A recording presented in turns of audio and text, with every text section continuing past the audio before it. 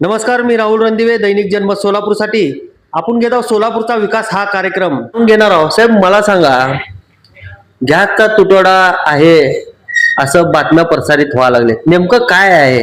गॅसच्या तुटवड्याबद्दल मी तुम्हाला 10 वेळा सांगितलं. आत्तापर्यंत आज तारीख जी आहे, आज 16 तारीख आहे, 12 तारखेपर्यंत कसलाही तुटवडा नव्हता. आज पहिला दिवस आहे, थोडा तुटवडा मला जाणवला. मात्र अजूनही अशी शक्यता कमी आहे, तुटवडा म्हणता येणार नाही आहे. कारण काय, आत्ता जे लोक बुक करतात आमच्याकडे सिलेंडर, ते घाबरून बुक करतात किंवा त्यांची केवायसी झाली नाही. ज्यांना प्रॉब्लेम काय झाला आहे की लोकांना गॅस बुकिंग करताना केवायसी केली पाहिजे, त्यांचा नंबर अँड्रॉइडमध्ये करून घेतलं पाहिजे आणि कम्प्युटरवरती नोंद व्हायला पाहिजे. ते केलं नसल्यामुळं आता हा गोंधळ झाला आहे. आणि त्यांच्या घरी कोणी वारलं होतं किंवा कोणी त्यांच्या नावावर गॅस कनेक्शन झालं नाही, त्यामुळे त्याचा मोबाईल नंबर, ह्या गोष्टीसाठी लोक आता इथे येतात, कारण त्याचा सिलेंडर बुक होत नाही म्हणून. आणि त्यांना बुकिंग व्हायला आता बघा 8 ते 9 हजार लोकांनी बुकिंग केलं आहे. मग ते कसे बुकिंग केलं आहे? मग ते बरोबर बुकिंग केलं की नाही? मग तुम्हाला बुकिंग का होत नाही? तर तुमचं प्रॉब्लेम काय की तुम्हाला आम्ही 2000 वेळा फोन केला की तुम्ही या, तुमचा नंबर केवायसी करून घ्या, केवायसी केल्यानंतर तुमचा फायदा होईल. आता तुम्हाला अडचण आली की तुम्ही या लागलं, तेव्हा आमची अडचण काही नाही, गर्दी एकदम वाढली. मग आमचा नाईलाज झालाय. तेव्हा लोक शॉर्टेज समजून बसले. हे शॉर्टेज बिटेज काही नाही आहे. शॉर्टेज कधी असतं माहिती काय, एखाद्या कस्टमरला सिलेंडर वेळेवर दिलं नाही, 10 दिवस गेले, 25 दिवस गेले, तर आज आम्ही 30 का 34 सिलेंडर द्यायला लागलोय. काही प्रॉब्लेम नाही आहे.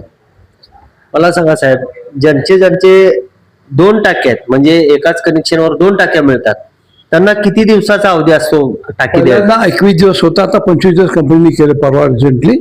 आणि दुसरी टाकी 30 दिवसानंतर. आणि आता जर नव्याने कनेक्शन घ्यायचं असेल तर ती प्रोसिजर चालू आहे का? आणि आता सध्या तात्पुरतं बंद, कनेक्शन देणं बंद आहे. ते म्हणजे आम्ही हे व्यवस्थित सिलेंडर जोपर्यंत देऊ शकत नाही लोकांना, तेव्हा नवीन कनेक्शन देणार नाही आहे. आमचं जे सुरळीत होईपर्यंत, स्ट्रीमलाईन होईपर्यंत आम्ही कोणापासून कनेक्शन देणार नाही आहे. शहरामध्ये काय जुने कार्ड आहेत ते वारलेले आहेत, काय हे केलेले आहेत, ते केवायसी होणं गरजेचं आहे का? त्यांचं कसं काय? ते अत्यंत गरजेचं आहे, महत्वाचं आहे. तेच तर चालू आहे काम माझं. माझ्याकडे गर्दी तीच आहे सध्या. माझ्याकडची सकाळची लाईन येते, लोकांची लाईन येते ना, ते असेच आहेत की ज्यांचे आई वडील वारले, मुलगा वारला किंवा मात्या वारली आणि तिचं मग कनेक्शन तिच्या आजीवर नव्हतं, आजीच्या नावाने होतं, मावशीचं कनेक्शन होतं, ह्या सगळं. आणि मग त्याच्यात काय येते की डिपॉझिटमध्ये सबसिडी जमा झाली त्यांच्या खात्यामध्ये, ऑलरेडी सबसिडी जमा झालेली असते. मग ती सबसिडी परत रिटर्न केली पाहिजे कंपनीला आणि मग नाव करून घेतलं पाहिजे, हा नियम आहे. जरा राजकारणाकडे वळू म्हण. मला सांगा, सोलापूरचा विकास झालाय असं तुम्हाला वाटतंय का? सोलापूरचा विकासाचा मी गेली 40 वर्ष सुषमा शिंदेच्यावर काम केलं. मला जेवढं काय त्यांना करता आलं आम्ही त्याच्यावर केलेलं आहे. सोलापूर शहरामध्ये आपले सोलापूरचे विद्यार्थी जेव्हा कोल्हापूर युनिव्हर्सिटी जायचे एसटीनी बसने वगैरे, ते साहेबांना कधी आवडायचं नाही त्यावेळेला. आणि मग आपण म्हणून जेव्हा ते मुख्यमंत्री झाले, ते पहिलं काय काम केलं तशी युनिव्हर्सिटी आणलेली आहे, पाण्याचा बंदोबस्त केलेला आहे. आणि सोलापूर शहर हे लहान आहे, त्यावेळेला कसं की आज त्यांना ताकद आमदार खात्याने दिली पाहिजे, मुख्यमंत्री दिली पाहिजे. त्यांच्या तकनीक थोडं काम करून त्यांनी सोलापूर शहराचं भलं केलं.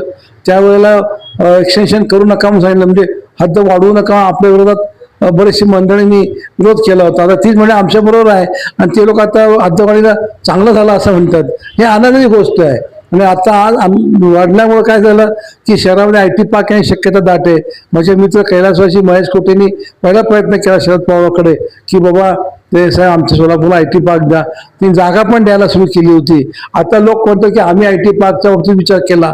अरे मला तुम्हाला काय, महेश कोठे हा एक पहिला असा काय करत होता ज्यांनी IT पार्कसाठी बॉम्ब केले आणि त्यांनी शरद पवार आणून भूमिपूजन पण केलं. मग ते बॅड लक त्यांचं की ते वारले, नाही तर आता असे वरच्या घरी आहेत बिचारे. मात्र त्यांच्या पुण्यस्मरण करणार की नाही तुम्ही? आणि येऊन जाऊन ते फक्त स्वतःची नावं घेता, हे पण चांगलं नाही. कारण की ज्यांनी केलं तर नाव घ्या तुम्ही की हा तुम्ही आता IT पार्कसाठी जागा बघताय, चांगली गोष्ट आहे, आनंद आहे. येऊ द्या IT पार्क, येऊ द्या. तुमच्यावर एअरपोर्ट चालू झाला, आमच्यावर एअरपोर्ट फक्त चालू व्हायचं शिल्लक होतं, ते तुमच्यावर चांगली गोष्ट आहे. मला सांगा, युजर चार्जेस आपल्या सोलापूर शहरातल्या लोकांकडनं घेत आहेत अजून बी. ही योजना म्हणजे 12 वर्ष झालं तेव्हा होती, आताही वसूल करून घेतेत. युजर चार्जेस बंद व्हावं, बंद करावं असं तुम्हाला वाटतंय? निश्चित वाटतंय. लोकांना भुर्दंड बसता कामा नये. आपण दुसऱ्या पद्धतीने कुठं तरी ते व्यवस्था केली पाहिजे. आता मला सांगा की तुम्हाला मी खरं काय सांगू तुम्हाला की तुम्ही सरकार म्हणतं की ही स्कीम दिली ती स्कीम दिली आणि तिकडे टॅक्स भरून पैसे घेता होत नाही का हो? कुठले टॅक्स भरतो माहिती नाही का? मोठमोठे टॅक्स भरतो तुम्ही, इन्कम टॅक्सला तर दान करून टाकले सध्या तरी. मला सांगा साहेब, युजेस चार्जेस हे आता जनरल आपल्या बोर्डामध्ये पालिका आयुक्तांनी स्टँडिंग कडे 1385 कोटीचं बजेट सादर केलं आहे. मान्य. आता शासनाची स्थिती आहे आणि आयुक्तांनी गेली 8 वर्ष आपल्या महापालिकेचा कारभार बघून त्याप्रमाणे ते सदस्य केलं असं मला वाटतंय. ते साहेब, त्यामध्ये आपले युजर चार्जेस नसायला पाहिजे. नसायला पाहिजे असं बरोबर आहे. मग त्यांनी काहीतरी बघितलं असेल ना कमिशनरनी की इथं कमतरता भासते म्हणून त्यांनी ते दिलं असेल. साहेब, सत्ता आता भाजपची आहे. हो, आता ते मी काही बोलत नाही. मी सध्या राजकीय हॉलिडेवर आहे सध्या. मी सध्या राजकीय हॉलिडे असल्यामुळे मी कुठल्याही पक्षात काही बोलत नाही. राजकीय साहेब म्हणले की राजकीय काय बोलणार नाहीत, पण व्हायला पाहिजे असं आमच्या सगळ्याचं म्हणणं आहे बरं का महापौर साहेब आणि सभागृह नेते, की आपल्या सोलापूर शहरातून युजेस जे चार्जेस आहेत ते हटला पाहिजे. ह्या मताची दैनिक जनमत बी आहे आणि आम्ही सोलापूरकर बी आहे. मी सेनेने ज्योती वाघमारेंना खासदारकी दिली. कसं वाटतंय साहेब एक राजकारण? मला अत्यंत आनंद वाटतो की ज्या नेत्याने माननीय एकनाथ शिंदे साहेबांनी तिला चॉईस केली त्यांचा बघण्याचा उद्देश तिच्याकडे एकच होता की ही जर माझी समजा माझ्याबरोबर कोकणात आली तर कोकण माझं होईल. ही जर माझ्याबरोबर गोवा ह्याला आली, विदर्भात आली तर विदर्भ माझा होईल. आणि मी जर पश्चिम महाराष्ट्राला घेऊन गेलो तर पश्चिम महाराष्ट्र माझा होईल. कारण की तिच्या बोलण्यामुळे, वक्तृत्व स्पर्धेमुळे, वक्तृत्वामुळे लोक मला मानायला लागतील. तेव्हा एकनाथ शिंदे साहेबांनी तिला हे जवळ केलं. आणि दुसरी गोष्ट अशी आहे, तिची जी भावना आहे एकनाथ शिंदे साहेबांची, छोट्या कार्यकर्त्याला मोठं करणं हे आमच्यातल्या लोकांना कळलं नाही आहे. आमच्यातले कोणी जे नेते असतील त्यांना कधी कळलं नाही की छोट्या कार्यकर्त्याला का मोठं करायचं नाही. आणि इव्हन तो एक जमान्यात आम्ही तात्या नेहमी MLC मागायचे, त्यांनाच आम्ही तात्याला MLC दिली असती का आपल्या गावात, तर आज हे राजकारण जे संपत चाललंय ते संपलं नसतं. विष्णुपंत तात्या कोठे जर MLC झाले असते तर आज सोलापुरात काँग्रेसची स्थिती वाईट आहे, ती तितकी वाईट झाली नसती. दुसरी गोष्ट अशी आहे की एकनाथ शिंदे साहेबांनी तिला जेव्हा ज्योती वाघमारेचं नाव घेतलं आणि तिला सगळी तयारी करून तिला विशेष म्हणजे पैसे सुद्धा फॉर्मचे तिने भरले, हा एक मनाचा मोठेपण आहे. आणि त्या माणसाने एवढं मोठं केल्यानंतर त्याच्या समाजाला मी परवा समाजाचे ते नेते मला भेटले होते, त्यांना मी म्हणलं की त्या माणसाने एवढं मोठं काम केलं, त्यांना बोलावून घेऊन तुमच्या समाजातर्फे ते सत्कार करा की लोकांना कळलं पाहिजे की छोट्या कार्यकर्त्याला हुडकायची ताकद त्या एकनाथ शिंदेमध्ये हे ते कळलं पाहिजे असं मला वाटतंय. मग शिंदे साहेब असतील, ह्याने छोट्या कार्यकर्त्यांना मोठं केलं नाही का? त्यांनी काय केलं देव जाणो, त्यांना माहिती आहे. मी त्याचा आयविटनेस आहे. मी समोर माझ्या समोर सगळं झालेलं आहे. मी किती बुक्क्याचा मार सहन केला आहे, काय काय सहन केलं ते मला एकटाच माहिती आहे. मी आता हे ओपन बोलू शकत नाही. मला सांगा साहेब, बुक्क्याचा मारा कोण दिला? सुधीर करडमलला खाल्ला ते ज्यांनी दिला त्याला पण माहिती आहे की मला कोण बुक्क्याचा मार दिला, हे त्यांचा आत्मा पण सांगेल त्यांना की मला मला बुक्क्याचा मार दिला. शिंदे साहेबांनी दिला असं तुम्हाला वाटतंय का? कोण जे त्यांना माहिती असेल, मी सांगत नाही. नाही साहेब, सांगून टाका एकदा. मानसिक त्रास द्यायची गरज नाही. मात्र आता मी जिथं आहे तिथं बरोबर आहे. कुणी काय दिलं हे चांगलं काम झालं की मला कोणी काही दिलं नाही, त्याबद्दल मी माझ्यावर कोणाचे उपकार नाहीत. आज काय माझ्यावर कोणाचे उपकार नाहीत. मी जिथं आहे तिथं व्यवस्थित आहे. मी आता जिथं काम करतो तिथं काम करतो आणि व्यवस्थित आहे. माझ्यावर कोणाचे कसले उपकार नाहीत. हे काय की माझ्यापर्यंत सांगितलं तर हे काय की सुशीलकुमार शिंदेच्या बरोबर मी चांगलं काम करत राहिलो आणि मला मोठ्या लोकांच्या बसता उठताना पॉलिटिकली काय राज्य असतं, कसं असतं, गल्ली ते दिल्ली त्यांच्याकडून मला समोर एवढंच त्यांचं मोठेपण आहे. मला सांगा साहेब, भाजपमध्ये गटबाजी आहे असं तुम्हाला वाटतंय का नाही? महागटबाजी आहे. तुम्ही गटबाजी बघत नाही का? इथे दिसत नाही का? 2 आमदारामध्ये एका आमदाराला बाजू सोडून आता नवीन ज्युनियर आमदारला घेऊन ते मुख्यमंत्री काम करतात. आणखी काय पाहिजे? म्हणजे विजय देशमुख असतील, सुभाष देशमुख असतील, यांचा गट वेगळा आणि देवेंद्र कोटे आणि पालकमंत्री आणि फडणवीस यांचा गट वेगळा आहे असं वाटतंय. हे समोरच आहे की हो गट काय सांगावतं का?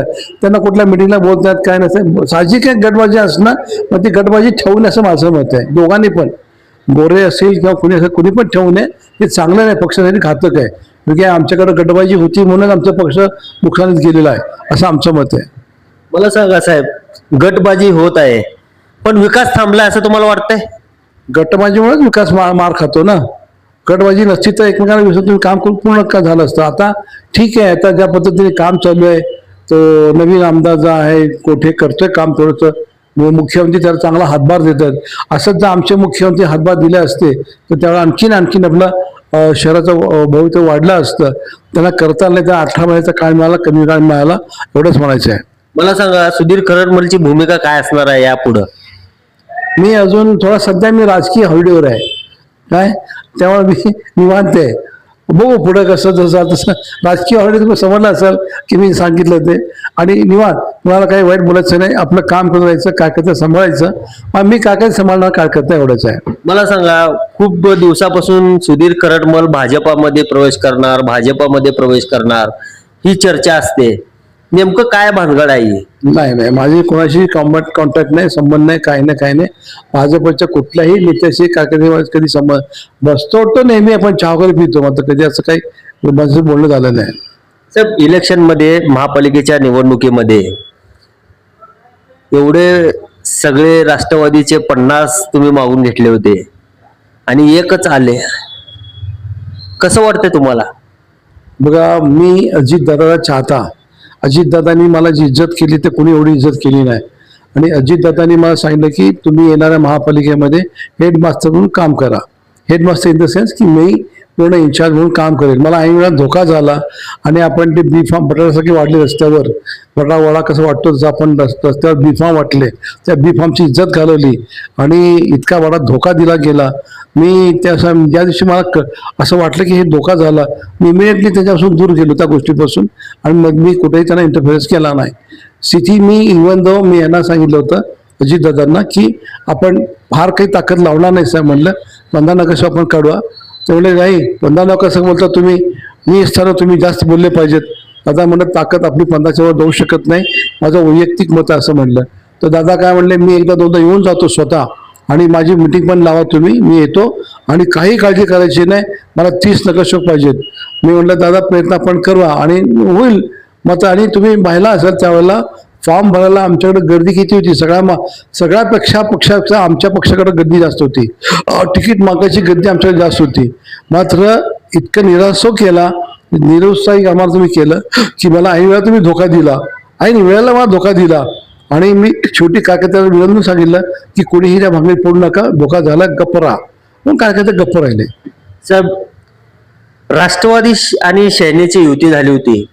सेना बी तिथंच एकाच प्रभागात 2 तिकीट दिले गेले, राष्ट्रवादीचे 4 तिकीट दिले गेले. नेमकं युती कुठल्या पद्धतीची होती? त्याला समजावून सांगितलं होतं आणि आम्हाला 2 दिवस वेळ द्या म्हणलं. मात्र 2 दिवसांनी तेव्हा धोकादार मी सोडून टाकलं. मी करणार होतो ती व्यवस्था, मात्र ते धोकादार मी सोडून टाकलं. आणि इतके धोकेबाज लोक असतील मला कधीही वाटलं नाही. म्हणजे असे लोक धडधडीत डायरेक्ट तोंडावर धोका देतात, हे फार वाईट काम आहे. पक्ष संघटना अशी बळकट होत नाही, पक्ष संघटना आणखी नुकसान जाते. मला एकच सांगायचं आहे, त्यावेळेचे कॅमेरे बघा म्हणावं, त्यावेळेचे कॅमेरे बघून विचार करा की किती लोकांनी त्याचा फॉर्म बघितला. चांगला घरंदाज लेडीजने तुम्हाला. मला सांगा साहेब, कोण धोका दिलं? नाही, मला जाहीर करायची गरज लागत नाही त्याची. साहेब, बोलून टाका एकदा. नाही असं नाही, ते ठीक आहे, त्यांना माहिती आहे कोणी धोका दिला, मला माहिती आहे. त्या सांगा, वारंवार सुधीर करडमलला धोकाच दिलेले लोक मिळतात का काय? जे ते नशिबाने आहे ते मिळतात. आपण त्या धोक्याला सहन करणं हे माझं काम आहे आणि त्याच्यातून आपण रस्ता काढणं, चांगलं काम करणं माझं काम आहे. आणि कुठल्याही कार्यकर्त्याला खोटं बोलायचं नाही आणि खोटं आश्वासन द्यायची नसतात, हा माझा नियम आहे. साहेब, येणाऱ्या ज्या खासदारकी निवडणुकीमध्ये भाजप आणि शिवसेनाच खासदार दिसतील असं तुम्हाला वाटतंय का? त्यांच्या त्या पक्षाचा प्रश्न आहे, आपला काय प्रश्न नाही. मला शरद पवारनी त्यावेळेस शरद पवार साहेब सांगितले की जर तिकीट देतो तू लढ म्हणून. मात्र माझं तिकीट अचानक परत चेंज होऊन मग त्या आपल्या नवीन काय खासदार आमच्या सुशीलकुमार शिंदेच्या कन्यात त्यांना मिळालं, त्यात आम्ही समाधान म्हणून का बसलो. धन्यवाद, खूप काही चांगली माहिती दिली आहे साहेबांनी.